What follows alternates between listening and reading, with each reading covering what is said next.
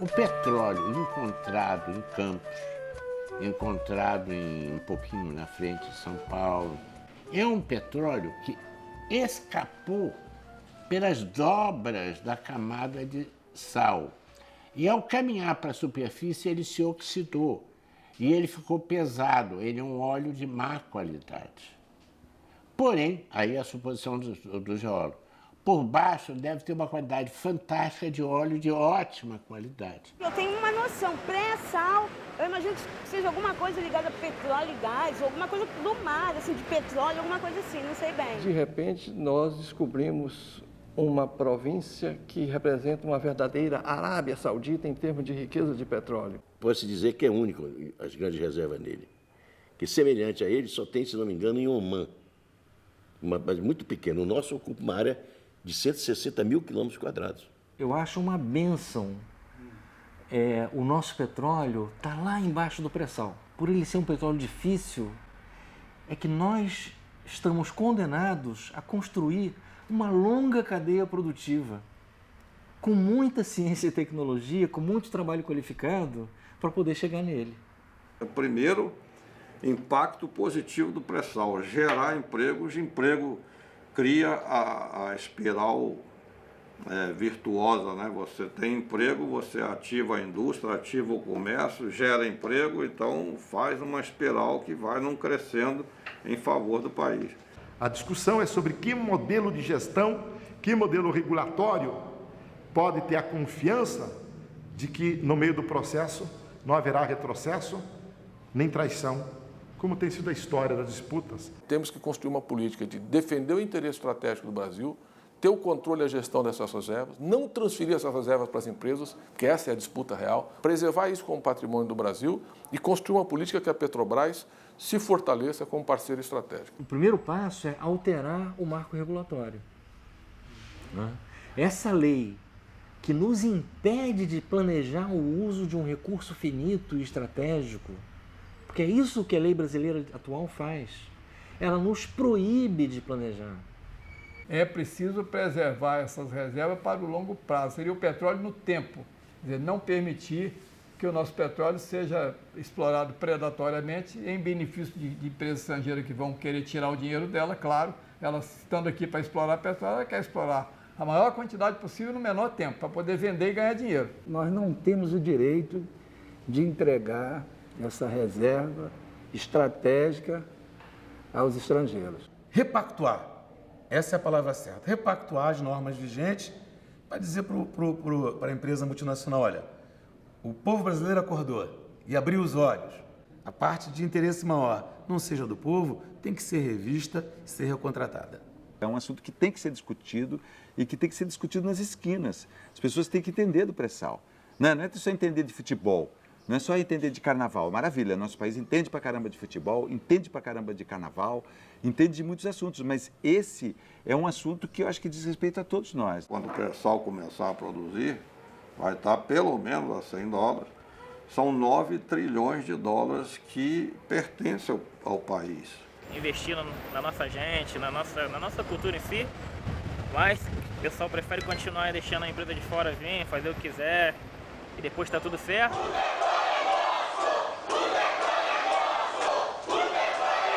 Não viemos aqui para agredir nem para ser agredido, mas estamos aqui defendendo a soberania nacional. Os mesmos representantes dos países que levaram o nosso ouro, agora querem levar o nosso petróleo e gás. Esse é o nosso recado pacífico.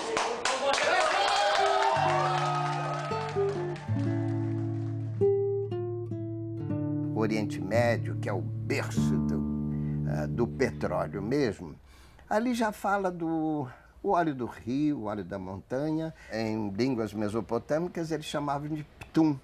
Ptum, que deu o betume, né? O Império Persa tem asfaltamento de estradas, usando o petróleo, portanto, há cerca de 4.000 anos. Quando as máquinas começaram a usar o petróleo, a Armada Britânica descobriu que o petróleo era mais eficiente do que o carvão, houve a grande revolução política do Oriente Médio, né? Aquela divisão de países e protetorados e colônias, e o Oriente Médio virou uma área de exploração de petróleo sob o comando das grandes empresas petrolíferas. Então esse ouro preto, ouro negro, como diziam, moveu a política e a economia mundial de uma maneira tão brutal.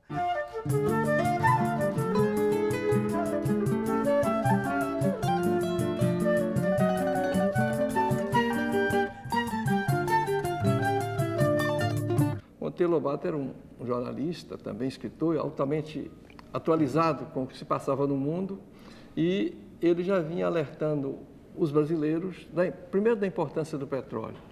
Depois, não batia na cabeça dele a informação dos, sobretudo, geólogos americanos, de que o Brasil não teria petróleo. O Poço do Visconde, do Monteiro Lobato, que é escrito em 1937. O Visconde descobre nos livros da Dona Benta um tratado de geologia. Na medida em que ele observa as rochas ali do sítio do Pica-Pau Amarelo, ele imagina ele contratando, aí começam os sonhos, né? Uma empresa americana e vem a descobrir petróleo realmente no sítio da Dona Benta. Esse foi um momento lindo da história do Brasil, quando Monteiro Lobato escreve esse livro, e essa cena se repete quando a gente descobre petróleo em Lobato por uma ironia do destino. E Getúlio Vargas, quando ele aparece com a mão molhada de óleo e diz: o petróleo é nosso. Quem anunciou o pré-sal foi o relatório Link. Disse o seguinte: as melhores chances do Brasil de ter petróleo estão debaixo da água do mar. Mas era, na época, a mesma coisa que dizer que o Brasil não tem petróleo, porque não havia tecnologia de exploração de petróleo em águas profundas.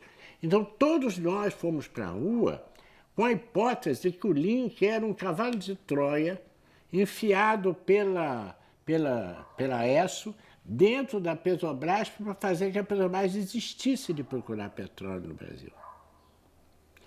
E, ao contrário, isso reforçou fantasticamente a Petrobras.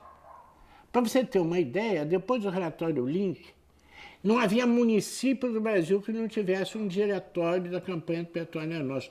E o Getúlio foi fiel a essa orientação, e na Carta Testamento, o Getúlio diz, indiretamente, que está se suicidando para consolidar a soberania brasileira. Eu considero o movimento que criou a Petrobras, a campanha O Petróleo é Nosso, a maior página já escrita pelo povo brasileiro. Parecia que haviam jogado fermento. A partir das palestras do Marechal Júlio Caetano Horta Barbosa no Clube Militar, ele dizia: o petróleo pertence à nação, que há de dividi-lo igualmente por todos os seus filhos. qualquer concessão, mesmo a particulares, pode pegar testas de ferro. Então, única solução patriótica, cívica, para a questão do petróleo é o monopólio estatal.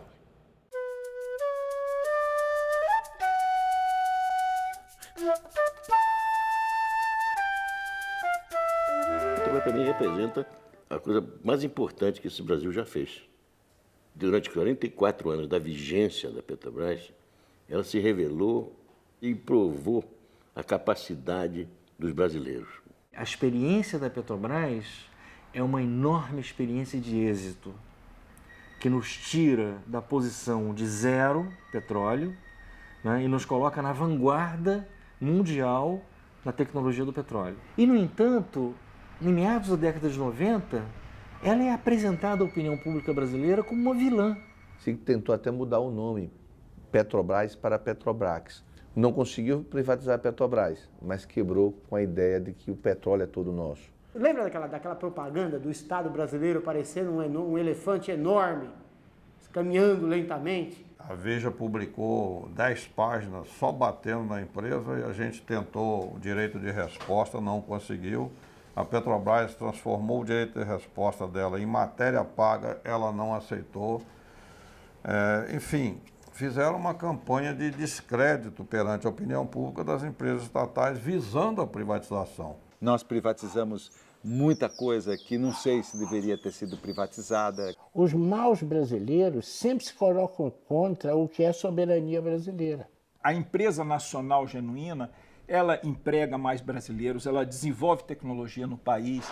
Esta é a manifestação do povo brasileiro em defesa da Petrobras. A Petrobras é uma empresa de altíssima capacidade, importantíssima para o Brasil. Ela tem que ser protegida. A Petrobras é do povo, é do trabalhador, é do Brasil. Ou a gente tem um monopólio nosso, ou vamos ter o monopólio das multinacionais. Então, o monopólio estatal é um monopólio social. Nós vivemos 44 anos com o monopólio estatal, Petrobras. Descobrimos 400 campos de petróleo, com 22 mil furos. Tudo foi aplicado no Brasil e bem intencionado. A Petrobras é uma empresa vitoriosa. Agradeço esses 44 anos de monopólio estatal e esse excelente corpo técnico que ela formou. Nós trabalhamos para a Petrobras pensando em termos que estamos trabalhando para o Brasil.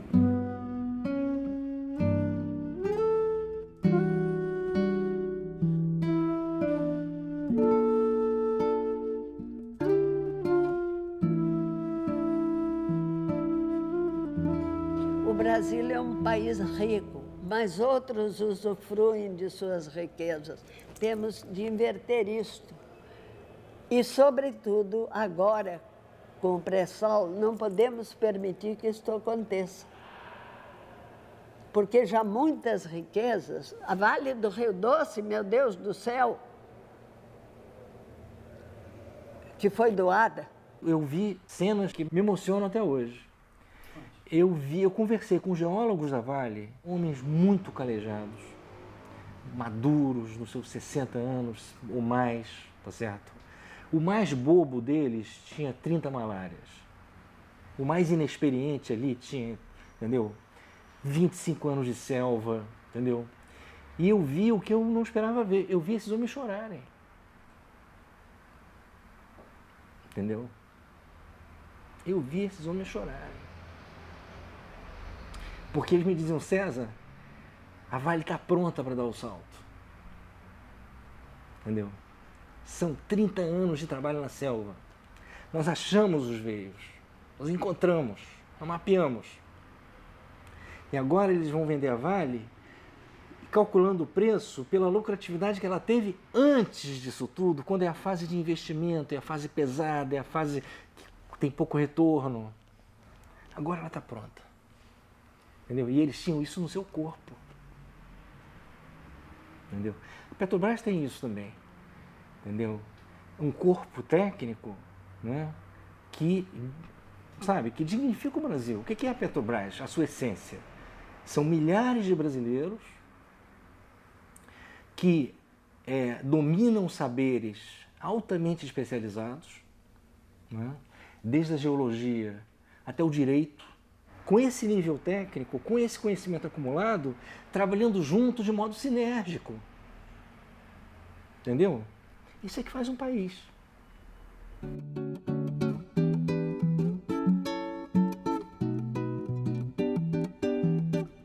Há 200 milhões de anos atrás existia um grande continente, a Pangeia. E esse continente, devido a essas forças, primeiramente se abriu em dois. Então isso fez com que este trecho aqui permitiu a invasão do mar e formou-se um grande lago continental, no qual esses sedimentos foram, através de rios, foram depositados, sedimentos riquíssimos em matéria orgânica. E a matéria orgânica, vocês sabem, é essencial para formar o petróleo. Esse lago que recebeu essa sedimentação secou, o clima provavelmente muito árido e de alta salinidade, é que depositou sobre estes sedimentos da fase continental uma espessa camada de sal, que é o que veio, vamos dizer assim, preservar não só os reservatórios, como a parte dos geradores. O pré-sal começou com essa separação. A África migrou para leste e a América do Sul migra para oeste. A razão, se não me engano, é de 25 quilômetros por milhão de anos. Como você tem 200 milhões de anos, você explica os 5 mil quilômetros que você tem entre Dakar e Recife. Enquanto todo mundo, as maiores estruturas do mundo, as maiores reservas do mundo estão dentro de estruturas formadas por compressão, no Brasil foi por distensão. É único. E como único ele deve ser preservado para o Brasil, porque ele não tem outro. Se você pegar uma estimativa baixa, isso aí passa de 2, 3 trilhões de dólares. Tá? Agora, se você tiver 150 bilhões de barris no pré-sal, que não é nada impossível, existem indícios que pode haver uma quantidade brutal de petróleo nessa camada do pré-sal, mesmo sendo uma quantidade menor, de 15, 20, 30 bilhões, é um dinheiro suficiente para ser o redentor de todas as nossas mazelas sociais. Sabe? Tirar o Brasil do atraso. Agora, tudo vai depender como é que o Brasil vai explorar essa riqueza. Normalmente, o cobertor é curto. Se você puxa para um lado, ele descobre do outro, né? Com o pré-sal, a imagem que eu tenho é que o cobertor aumentou de tamanho. Então, você pode colocar mais pessoas debaixo desse cobertor, porque há espaço. Começam as reivindicações balcanizadas, né? Opa, vai ter um dinheiro aí, né? Aí o ministro da Cultura diz assim, cultura é muito importante, tem que dar tanto por cento para a cultura. Aí o ministro do outro lugar diz assim, mas espera aí, a minha pasta é muito importante, me dá tanto por cento. Aí o Estado tal diz assim, mas muda aqui o ângulo da coordenada do IBGE que eu quero mais um pouco por cento. Aí o município diz assim, eu também quero tanto por cento. E com isso o Brasil entra num debate de balcanizar a renda do petróleo, que é a pior maneira de você utilizá-la. Nós estamos diante de um desafio. Em primeiro lugar, para organizar a nossa economia dentro daqueles princípios de garantir o bem-estar para todos, que significa também a preservação ambiental.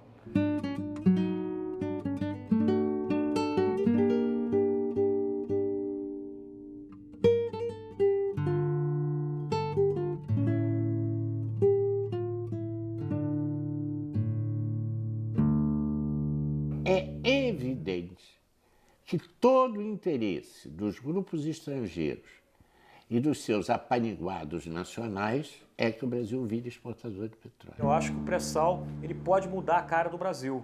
Quer dizer, ele pode transformar o Brasil em um exportador de petróleo. Se realmente a gente tiver essas reservas que está se falando, que variam entre 50 bilhões a 100 bilhões de barris de óleo equivalente, o Brasil passaria a ser um dos 10 maiores exportadores de petróleo.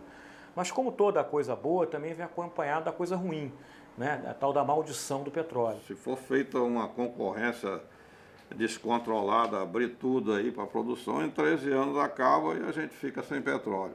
Então é preciso ter um planejamento estratégico e explorar o pré-sal por um período aí de 30 a 50 anos.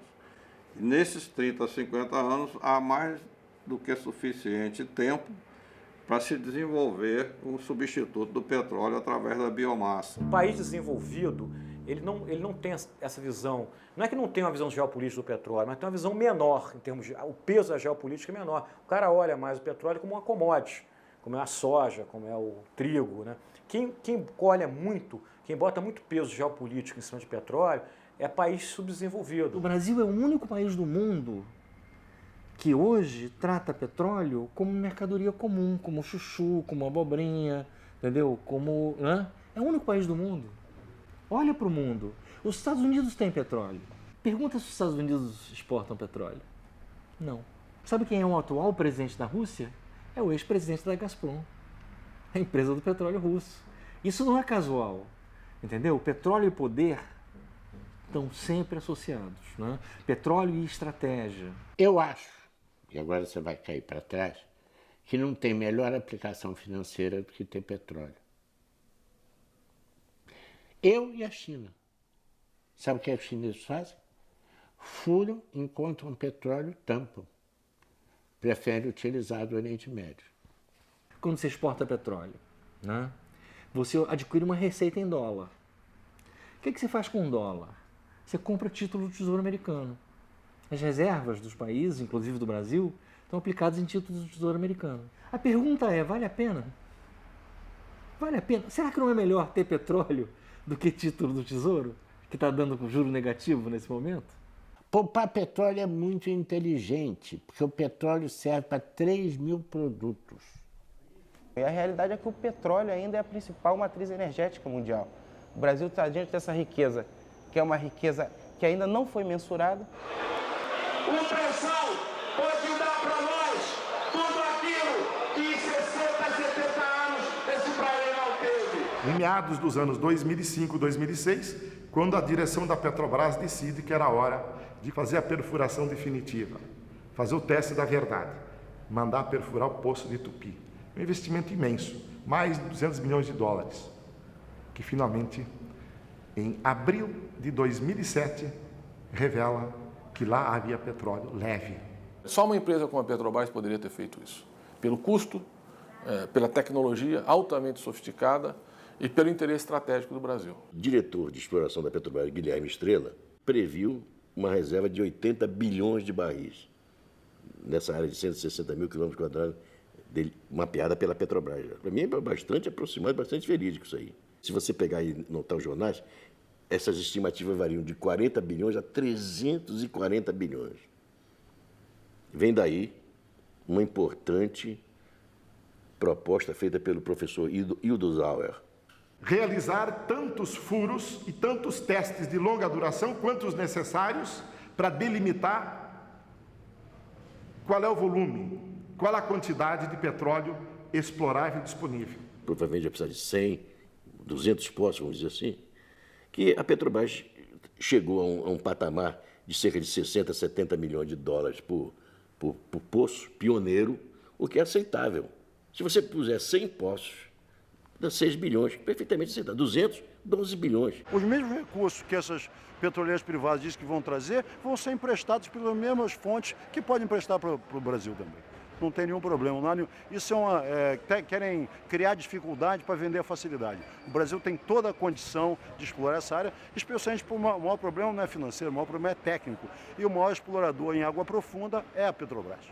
Apesar da profundidade de lâmina d'água ser 2.200 metros em média, e o objetivo abaixo do fundo do mar ir de 4 a 7 mil metros, apesar disso tudo, o preço pode ser baixo porque a produção é alta.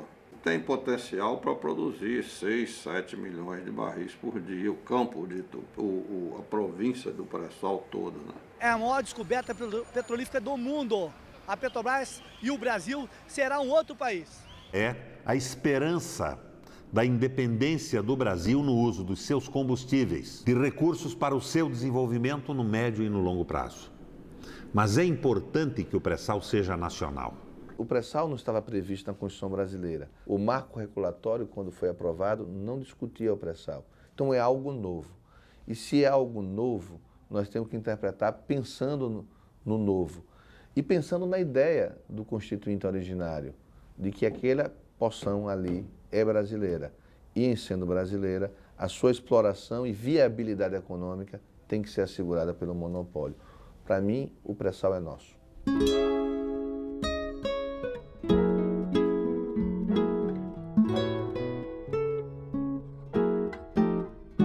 A exploração do pré-sal exige uma mudança da legislação brasileira. Ela foi feita visando atrair investimentos de fora, de outras empresas, num sistema de concessão em que, em última análise, ainda que questionável, a propriedade do petróleo ou do gás natural extraído é da empresa que tem a concessão. O pré-sal muda. A probabilidade de encontrar o petróleo é muito alta. Nós vemos os campos de petróleo descobertos no pré-sal. Alguns deles têm parcerias importantes. Um deles parece que 40% é de capital estrangeiro, o outro tem 60% de capital estrangeiro. Ou seja, por mais que a Petrobras, digamos, opere os campos, uma parte desse petróleo importante, dessa riqueza, já é de capital privado e capital estrangeiro. Se a Petrobras fosse uma empresa autenticamente estatal e não mista como ela é hoje, as parcerias seriam benéficas. Você pode fazer um acordo com uma Shell, por exemplo, para explorar juntos um bloco. Mas o petróleo que sai de lá é brasileiro e a Shell é paga pelo serviço que ela prestou. Mas quando o Fernando Henrique reformou, criou uma lei que diz o petróleo continua sendo nosso embaixo da terra, mas quando é tirado da terra pode ser de qualquer um, e aí o petróleo vai ser negociado com eles e eles podem até estar vendendo para nós o nosso petróleo. Esse é o extremo da aberração a que nós chegamos. Aqui embaixo da minha casa, eu fico sabendo que existe uma mina de ouro aqui por alguma razão. Imediatamente eu vou chamar outras pessoas para cuidarem disso. Eu vou vender logo a minha casa porque eu acho que tem um tesouro aqui embaixo e parece que nós não sabemos cuidar de coisas boas, né? Parece que não teremos a capacidade, então, já que existe esse pré-sal e já que é um potencial, a gente tem que chamar outra gente para cuidar, porque a gente não dá conta disso não, porque nós somos muito ruins, nós somos gente muito despreparada, né?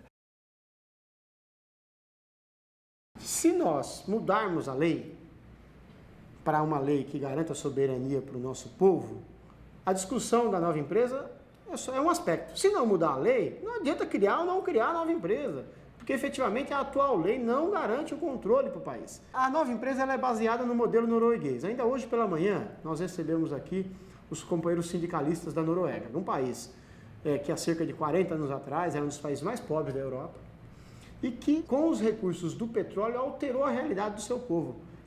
Criou infraestrutura, hoje custeia a previdência através do petróleo, e para isso criou uma empresa, que é a Petoro, uma empresa que é praticamente um escritório, que faz esse controle. Mas as semelhanças e o bom modelo termina aí. A Noruega é um país de 4 milhões de habitantes. A Noruega não é o Rio de Janeiro. Virá o Brasil, que é 170 milhões de habitantes. O Brasil é um país continental, então você imaginar que do nada você cria uma empresa e que essa empresa vai conseguir controlar um setor de disputa como esse, o principal patrimônio da Petrobras é a história da nossa gente. Ela se mistura com a história do nosso país e ela tem apelo social, coisa que uma nova empresa não teria.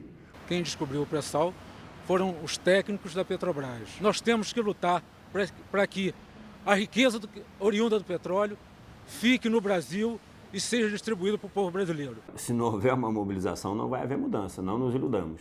Não vão ser os nossos belos argumentos, por mais corretos que sejam, que vão convencer esse Congresso Nacional que está aí ou o próprio governo que aí está. Eles já deram demonstrações cabais de que não tem nenhuma preocupação com aquilo que é melhor para o país. Tem que se esquecer as diferenças políticas.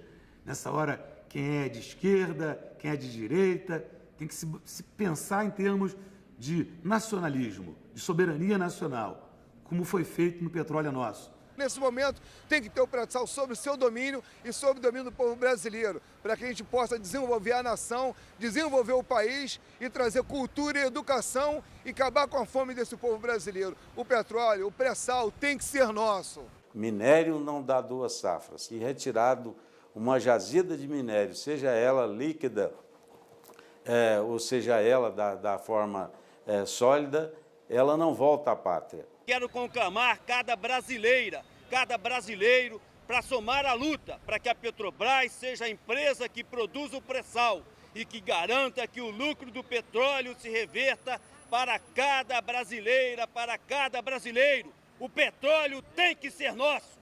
Ou a gente vê um projeto como um todo, né? Ou são apenas paliativos. Claro que paliativos são paliativos, você melhora algum aspecto. Mas se você não questiona o conjunto e propõe uma nova, uma lógica diferente, com critérios diferentes, né? Você, na verdade, não mudou de fundo a questão. Aumentando a tributação, claro que você talvez mudando a forma de distribuição, ou você fazendo mais exigências às empresas, tudo isso são medidas que, isoladamente falando, podem ser consideradas medidas progressivas, mas você não pode tomar nenhuma medida de forma isolada. Se você entender, isso aqui eu defendo, aquilo eu sou contra, você nunca vai enxergar o conjunto, então você sempre vai cair na armadilha de acabar defendendo o modelo que está aí. Para o êxito dessa luta, tem que ter uma grande participação popular. E para garantir essa participação popular, nós temos que vincular os lucros com a exploração do petróleo à resolução dos graves problemas sociais brasileiros. E temos que levantar bem alto a bandeira. O petróleo tem que ser nosso.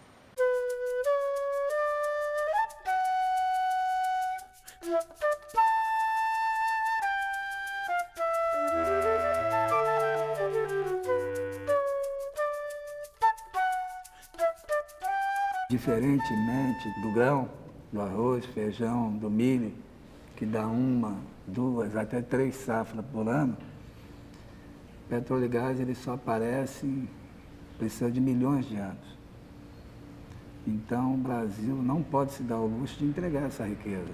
Como tivemos o ouro, como tivemos as pedras preciosas, até o minério e outras coisas, que essa riqueza, então, fique aqui. Nós devemos fazer todo o possível para proteger isso e para deixar que isso reverta a nosso favor.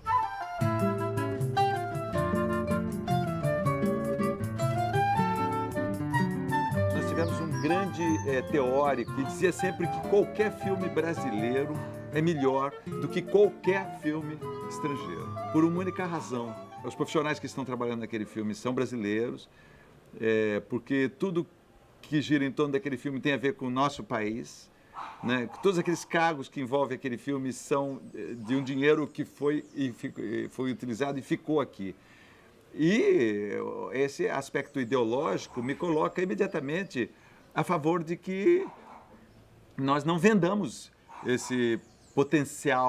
essa potencial riqueza brasileira e que não entreguemos isso. Como diz o Nelson Rodrigues, o óbvio é ululante.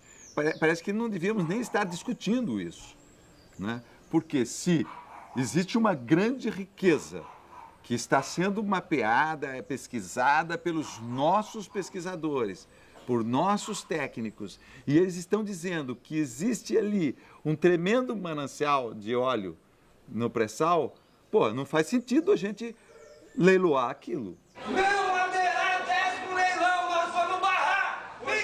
A propriedade do hidrocarboneto tem que ser da União, como diz a Constituição, tem que acabar com esses leilões de petróleo, porque é uma reserva estratégica. Não podemos disponibilizar petróleo e gás através de leilão. A gente fez uma jornada de luta, ocupamos a sede da Petrobras.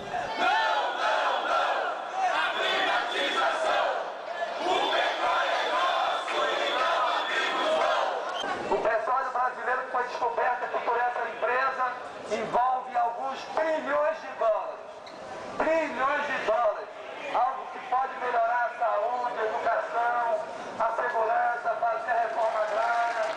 Na década de 50, heróis lutadores do povo se mobilizaram, construindo a campanha O Petróleo é Nosso, que resultou na construção da Petrobras, um patrimônio construído pelo povo brasileiro. E hoje, a juventude está aqui, unida, a juventude do campo e a juventude da cidade. E veio aqui para falar que a construção desse novo mundo que a gente quer, um mundo com justiça social, ela só vai se dar quando a gente romper com essas relações que existem hoje de exploração. Nós estamos aqui para defender o patrimônio do povo brasileiro. Não é para quebrar nada. Estamos aqui para que o petróleo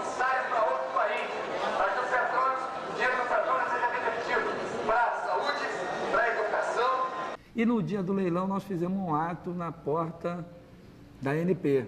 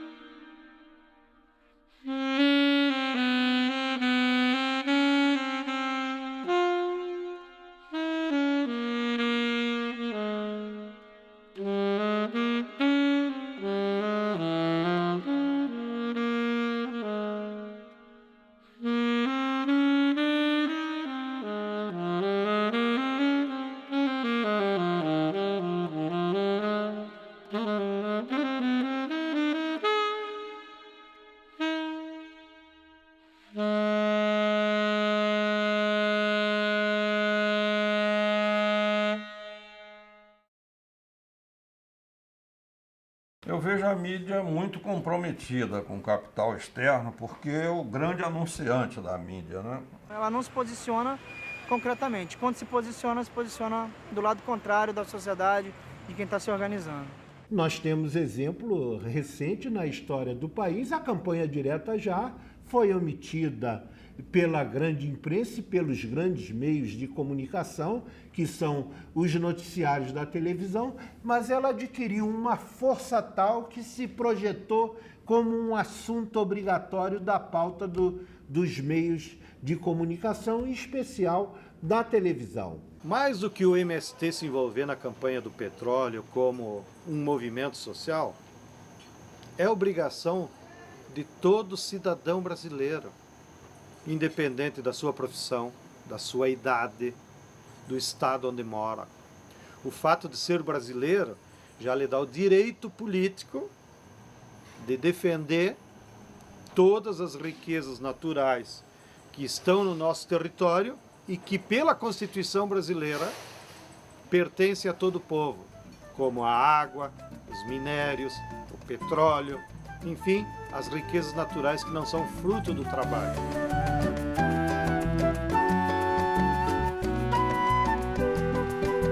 Eu gostaria que a reserva do pré-sal fosse pequena e a gente fosse aos pouquinhos ampliando-a.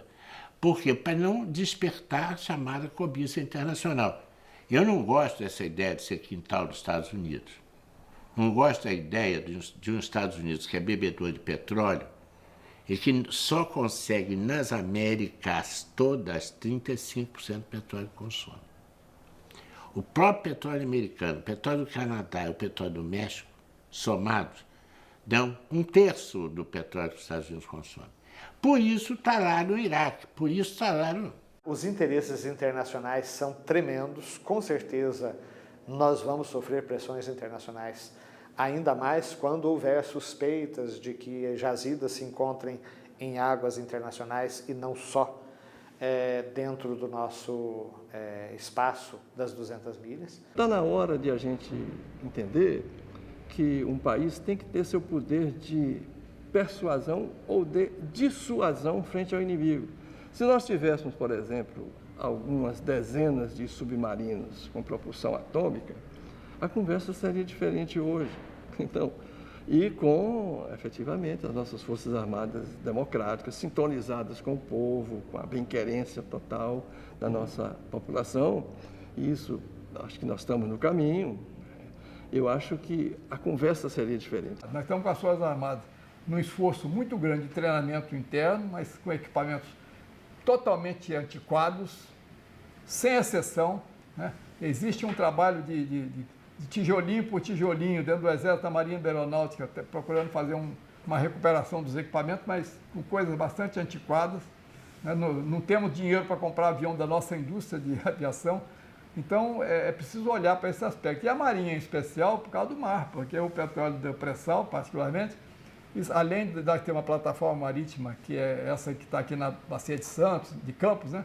Nós temos o pré-sal a 300 quilômetros da costa. Portanto, ele já está além da plataforma continental, numa zona de mar internacional que tem que ser protegido, porque ninguém pode duvidar de que no futuro apareça algum pretenso dominador para tomar conta de uma plataforma, tomar conta de uma região lá, dizendo que é direito internacional.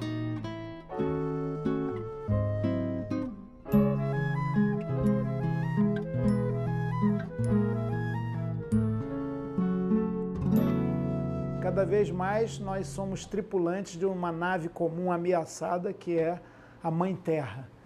Inclusive, o desastre ambiental vai nos afetar a todos, sem exceção, embora ele comece tirando até a vida dos mais pobres, por causa da nossa desordem injusta estabelecida.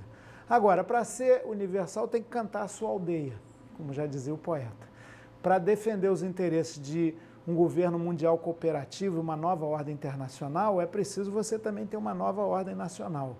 E para ter uma nova ordem nacional justa, com distribuição mais equânime das riquezas e dos bens derivados desse nosso potencial, que o pré-sal exalta e revela e entusiasma, é preciso também você pensar no local. Nós vamos ter que planejar o uso desses recursos fósseis para servir a um outro desenvolvimento.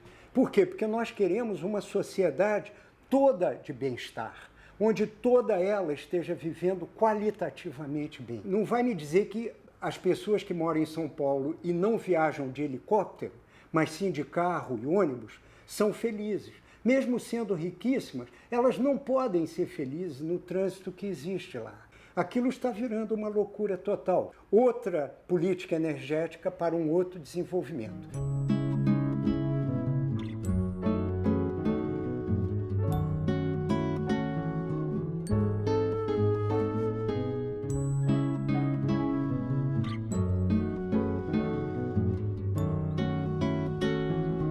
Teoricamente, todo cidadão é também consumidor, mas no caso brasileiro específico, você tem 40 milhões de miseráveis, algo em torno disso.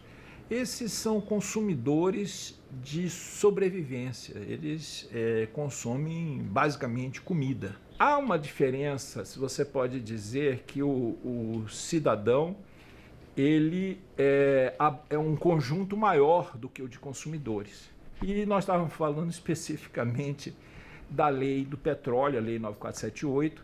Ela diz quais são os objetivos de uma política energética brasileira. E ela cita a satisfação ao consumidor.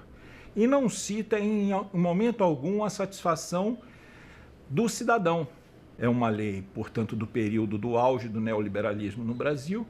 E não tínhamos a ideia de trazer essa massa de miseráveis para consumirem. A lei do petróleo foi criada com a seguinte ideia: eu vou ter mais empresas explorando petróleo, consequentemente eu vou abaixar o valor do custo do produto.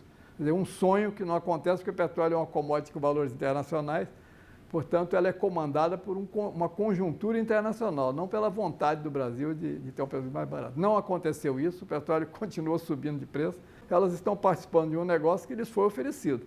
E o negócio é o seguinte: você aplica o seu dinheiro, tira o petróleo, colhe o lucro, paga para o governo uma tarifa, uma taxa, um percentual e vai embora.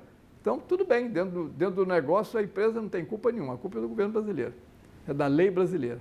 Esse modelo foi um modelo de muito sucesso. Por quê?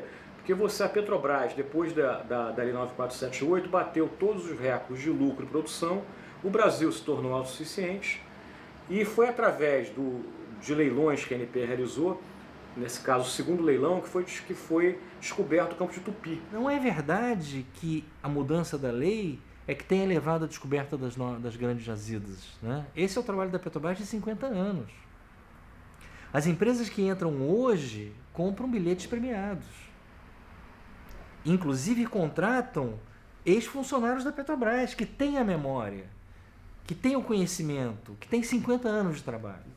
Nós tivemos um encontro com um representante da outra facção, ele mostrou um gráfico onde mostrava a produção de petróleo em 1998, intervalo de 10 anos. E ele mostrava assim, olha, nós passamos de produzir 880 mil barris para 1.800.000. Então veja como isso cresceu. 1 milhão de barris, mais do que a gente produzia naquela época. E eu cheguei para ele e mostrei para ele, olha, professor, esse gráfico não demonstra aquilo que ocorreu. Por quê? A grande maioria desses poços que estão produzindo esse 1 milhão, eles foram descobertos antes da quebra do monopólio. A nossa autossuficiência está praticamente todos com campos que a Petrobras tinha antes da quebra do monopólio. Então, essa produção agora que chegou aí, chegaria de qualquer jeito. Depois que o monopólio foi quebrado, o gás passa de R$3 o barril para 30. O Estado tem que ser um agente econômico, ele tem que se constituir como empresário também, como é o caso das empresas, tipo Petrobras, Eletrobras, Furnas, Três Marias. Precisamos recobrar a Vale do Rio Doce. Essa camada de pré-sal, ela estabelece perspectivas de recursos que vão permitir que o Brasil possa resgatar com que nós possamos continuar dizendo que o petróleo é nosso. A Petrobras já descobriu o petróleo lá para o Saddam Hussein. Ele pagou a gente e mandou a gente para casa. E agora a gente mostrou que a gente tem petróleo aqui e que a gente vai continuar descobrindo. O petróleo tem que ser nosso.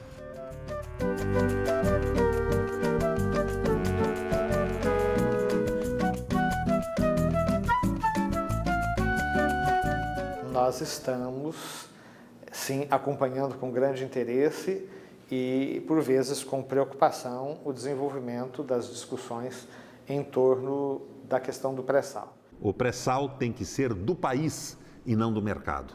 Afinal, o que somos nós? Uma nação ou um mercado? O mercado está aí, explodiu o mundo, vinculado aos interesses exclusivamente de lucro. A nação tem compromisso com o povo. Tem história, tem cultura, tem o sangue e o suor da nossa gente no processo de consolidação do território nacional. E a nação tem um compromisso de amor e solidariedade com as pessoas. O mercado só pensa no lucro. A gente tem que entender que a Petrobras é uma empresa de capital aberto. Então a Petrobras ela tem que procurar o lucro. E aí, ela dando lucro, o governo pega os dividendos dele, que são os maiores, dado que ele é o majoritário, e vai gastar esse dinheiro onde ele bem entender. Tá certo? Agora, a Petrobras ela tem que responder ao minoritário. Ao seu minoritário que compra uma ação da Petrobras para ter rentabilidade. O mercado, como regulador das coisas, como o que vai fazer com que a sociedade seja melhor, acabou.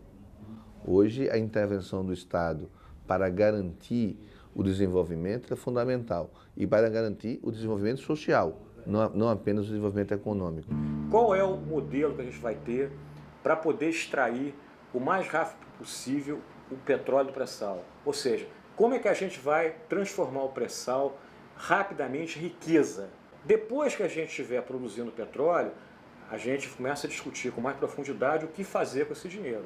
Por que correr com a avaliação desses outros blocos que estão adjacentes? Estou querendo inverter. Eu quero primeiro ter a propriedade da concessão, sento em cima, e aí eu começo a pedir prorrogação, não tem equipamento disponível, não se quebra lá, aquela coisa que todo mundo já conhece. Quanto é que a gente deve explorar? A gente deve explorar isso em 20 anos, deve explorar em 30, 40, 50 anos, tá? Ou então explorar como muitas companhias querem, que é explorar o máximo possível, enquanto a atual lei permite.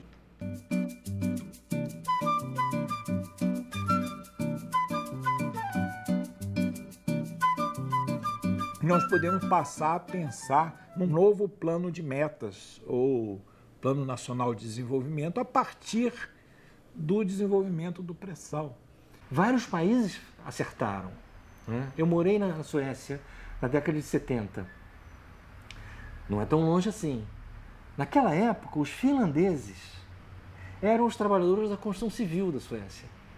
Os suecos já não queriam mais trabalhar na construção civil. É um frio danado. Hoje, a Finlândia é o país que tomou a ponta nas telecomunicações, tem o melhor sistema educacional do mundo e é um caso de êxito mundial. Melhor qualidade de vida do mundo hoje, se você tirar o frio, está na Finlândia. E por que eles fizeram? Porque eles acertaram suas opções. Tá certo? Eles encontraram os nichos e investiram pesadamente na sustentação disso. Investiram pesadamente em educação. O cidadão finlandês hoje, o jovem finlandês, é uma pessoa muito culta, tecnicamente muito preparada. Qual a direção o país vai tomar? A ideia do Eldorado é a ideia de que existe um lugar onde existem riquezas espetaculares, mas você só pode chegar lá com muito esforço e sorte. Agora, nós batemos no Eldorado, que está no alcance da mão. Estou com 91 anos e não pretendo parar enquanto me restarem lucidez e vida. É obrigação, não é favor. Bate coração, dessa vez o Brasil pode ganhar. Pau Brasil, diamante, ouro, café, futebol e muito samba no pé. Para que esta pressa? Numa época em que todo mundo que precisa de petróleo está pagando barato por ele. Para o produtor, $100 o barril seria ótimo, porque tem mercado e ao mesmo tempo ganha muito. Para o comprador, os países dependentes, 50 está ótimo, porque eles podem aumentar o consumo, vender muito com margens de lucro garantidas pela escala da venda, né? Para o meio ambiente, é um desastre. O preço seria $300 o barril, do ponto de vista ambiental. Por quê? Porque é um grande acelerador da emissão de gases estufa, que está sendo o principal responsável do aquecimento global. Para que chegar a esse extremo se a gente pode planejar o uso dessa energia muito mais racionalmente e de forma mais sustentável? Se o petróleo tá no fundo, bem no fundo lá do mar, será que a gente joga para ganhar? Vou adotar as coisas que o presidente Lula falou a respeito do petróleo, que para mim são extremamente importantes. Primeiro, que o Brasil não deve ser exportador de petróleo cru. Corretíssimo!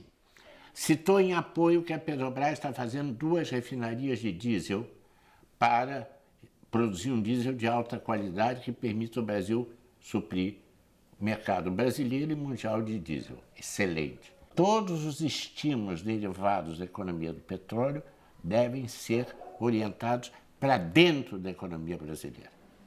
O que é, do meu ponto de vista, uma decisão absolutamente correta. Os países que dão certo são aqueles que compreendem a sua especificidade. Todos os países sempre tiveram ao longo da sua história aspectos ruins, fases ruins, né? Hoje em dia, por exemplo, se diz que o operário japonês é um ótimo trabalhador, é mesmo um ótimo trabalhador. Curiosamente, né, no início do século XX, o operário japonês era considerado péssimo. Beberrão, absenteísta. Em algum momento da sua história, o Japão soube, né, diminuir características negativas e melhorar as características positivas da sua própria cultura, né, e deu um salto. A Finlândia, Suécia, é o desafio que o Brasil ainda tem diante de si, né, com mais dificuldades, em certos sentidos, e com mais potencial. Porque o que eles já conseguiram lá não é tão difícil de conseguir. Dar 3 alimentações por dia de boa qualidade para as pessoas não é difícil. Você dá uma casa digna. O que é alvenaria com água corrente, com esgoto, com luz elétrica? Não é difícil. Tá certo? Você construir um sistema educacional decente, não existe uma impossibilidade, não há nada que nós não saibamos fazer. Foi isso que eles fizeram. Agora, existem algumas coisas que eles não conseguem fazer. por exemplo, eles são povos tristes. Certo? O segundo maior índice de suicídio do mundo é na Suécia, com altíssimo padrão de vida. O que eu quero dizer é o seguinte: no dia que o Brasil fizer o que eles já fizeram, e que não é difícil fazer, o Brasil vai somar isso ao sol, à música, à sensualidade, à alegria, à vontade de viver, à tolerância, entendeu? Então, o Brasil, no dia que der certo, vai dar muito certo.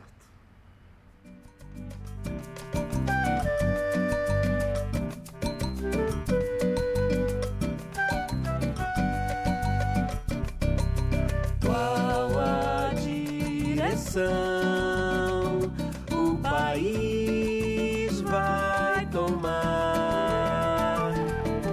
Bate coração, dessa vez o Brasil pode ganhar. Qual Brasil, diamante, ouro, café, futebol e muito samba no pé. Se o petróleo tá no fundo, bem no fundo, lá no mar, será que a gente joga pra ganhar? Se o petróleo tá no fundo, bem no fundo, lá no mar, será que a gente joga pra ganhar? Qual a direção o país vai tomar? Bate coração, dessa vez o Brasil pode ganhar. Pau Brasil, diamante, ouro, café, futebol e muito samba no pé. Se o petróleo tá no fundo, bem no fundo, lá do mar, será que a gente joga pra ganhar? Se o petróleo tá no fundo, bem no fundo, lá do mar, será que a gente joga pra ganhar?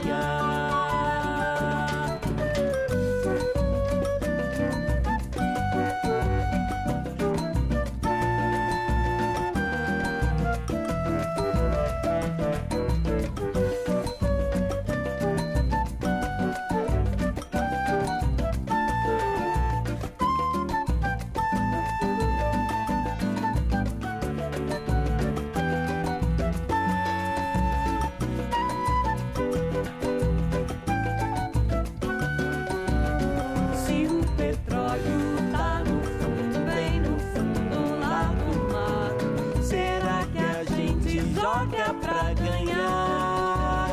Se o petróleo tá no fundo, bem no fundo, lá do mar, será que a gente joga pra ganhar? Brava gente brasileira, longe vá, temor servil, ou ficar a pátria livre, ou morrer pelo Brasil. Ou ficar a pátria livre, ou morrer pelo Brasil. Viva o Brasil, livre e soberano!